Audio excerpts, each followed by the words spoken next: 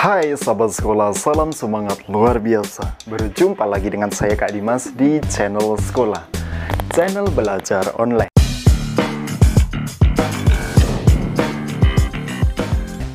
Jadi bagi kalian yang saat ini sedang mencari materi pelajaran, sedang pelajaran jarak jauh, mencari tips trik soal-soal motivasi dan inspirasi, kalian wajib subscribe channel ini.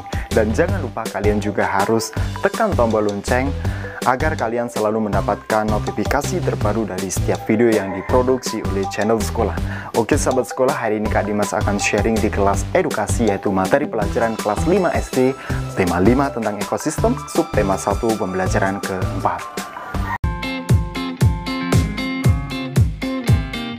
Nah sahabat sekolah, di pembelajaran keempat ini kita akan mempelajari apa saja sih? Nah, yang pertama kita akan mengenal kondisi geografis Indonesia melalui peta. Yang kedua kita akan menggambar peta geografis Indonesia.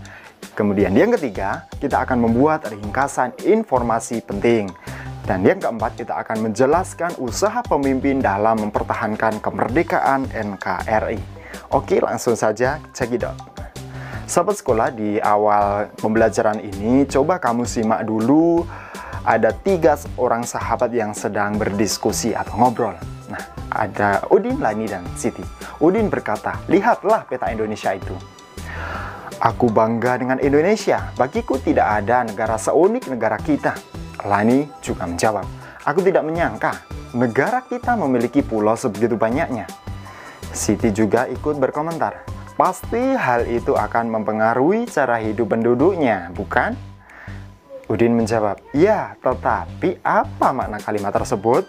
Indonesia sebagai negara maritim?" Siti juga semakin penasaran. Bagaimana kalau kita mencari tahu? Nah, sahabat sekolah, apakah kalian juga semakin penasaran? Apa itu negara maritim?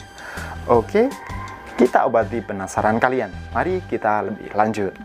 Sahabat sekolah, kita akan belajar tentang Indonesia sebagai negara maritim dan agraris. Indonesia ini memiliki kondisi geografis yang unik di antara negara-negara yang ada di kawasan Asia Tenggara. Nah, perhatikan dengan seksama peta Indonesia. Bentuk negara yang terdiri atas pulau-pulau seperti di Indonesia ini disebut dengan negara kepulauan. Negara kepulauan merupakan salah satu ciri negara maritim. Ya. Jadi negara maritim adalah negara yang memiliki luas laut ini lebih besar dibandingkan luas daratannya yang terdiri atas pulau-pulau. Nah, oleh karena itu, penduduk yang tinggal di negara maritim banyak memanfaatkan sumber daya kelautan untuk memenuhi kebutuhan hidupnya. Jadi itu ya negara maritim. Nah, di peta ini kita lihat bahwa laut Indonesia ini lebih luas daripada daratannya. Sahabat sekolah, selain sebagai negara kepulauan dan maritim, berdasarkan kondisi geografisnya, Indonesia juga merupakan negara agraris. Nah, negara agraris adalah negara yang sebagian besar penduduknya bekerja sebagai petani yang mengolah lahan pertanian. Sebagai negara agraris, tentu saja negara Indonesia memiliki lahan subur yang dapat atau cocok untuk pertanian dan perkebunan. Perhatikan kembali peta Indonesia tersebut. Jika diperhatikan, negara Indonesia ini memiliki banyak sekali gunung berapi yang masih aktif. Nah, jangan takut ya. Nah, abu vulkanik gunung berapi ini sangat dapat menyuburkan tanah yang berada di sekitarnya. Tanah yang subur merupakan sumber daya alam yang penting untuk pertanian dan perkebunan. Nah, keberadaan negara Indonesia sebagai negara tropis juga sangat menguntungkan.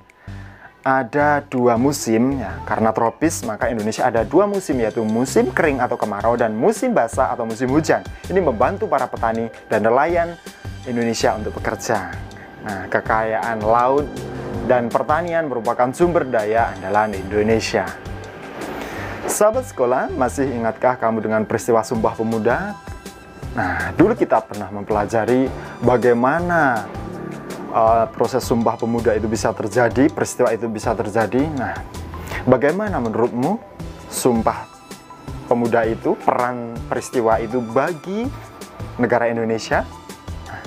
Oke, kita akan lanjut lagi.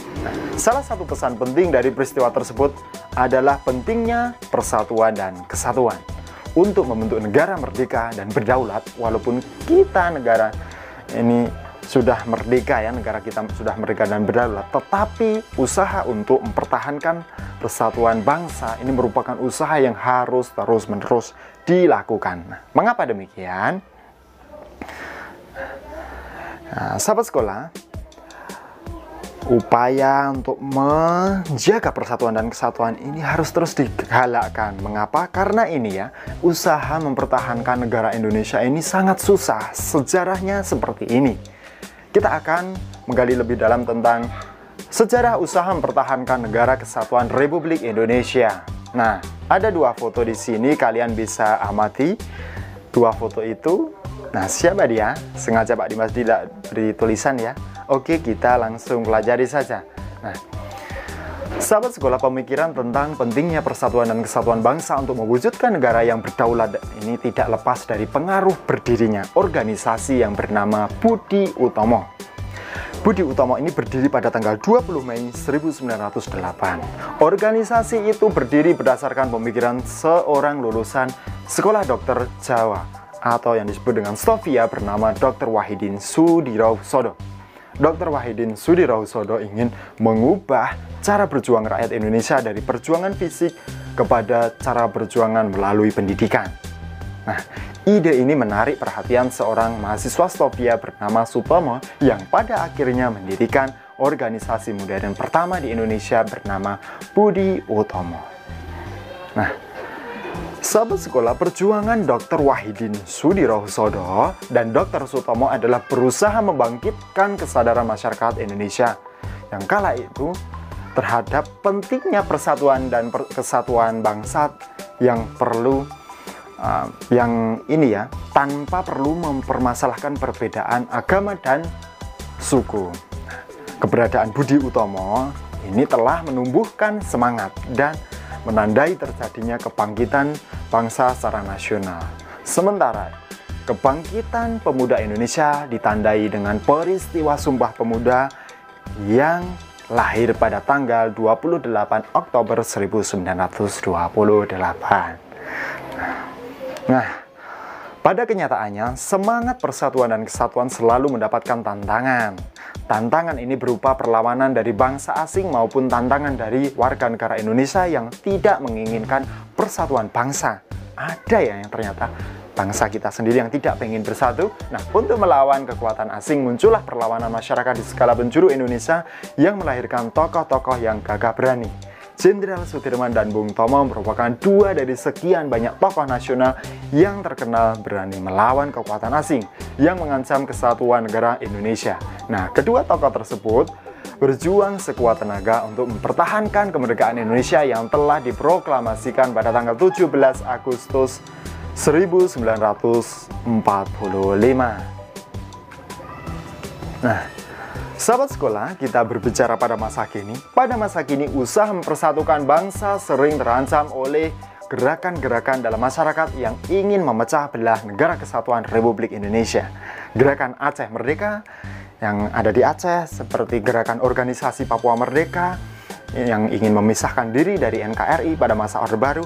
Nah, kemudian setelah masa Orde Baru selesai, digantikan oleh masa reformasi. Para pemimpin nasional pada masa itu berusaha keras melakukan perundingan-perundingan untuk meredam aksi perpecahan tersebut. Seperti Kiai Haji Abdurrahman Wahid, yang Presiden keempat Indonesia ini merupakan salah satu contoh tokoh nasional yang membantu upaya perdamaian untuk mengatasi perpecahan tersebut. Gitu ya sejarahnya, makanya dengan sejarah yang begitu rumit, perjuangan yang begitu keras, berdarah-darah, kita wajib mempertahankan persatuan dan kesatuan ini dengan baik. Nah, sahabat sekolah, sampai di tugasmu di akhir ini, tugasmu adalah menjawab pertanyaan berikut ini. Mengapa Indonesia ini disebut sebagai negara kepulauan sekaligus negara maritim? Nah, jawabannya tentu ada di video ini ya. Kamu bisa seret ke menit sebelumnya. Oke, cukup sekian dulu ya. Nah, sahabat sekolah, sekian video pembelajaran hari ini dan bersambung ke video pembelajaran berikutnya yang tentu masih di channel sekolah ya, jangan beralih ke channel lain. Nah, semoga video ini bermanfaat bagi kalian dan terutama dalam kalian mengukir prestasi dan mimpi-mimpimu. Semoga kamu menjadi orang yang sukses. Salam semangat luar biasa. Terima kasih.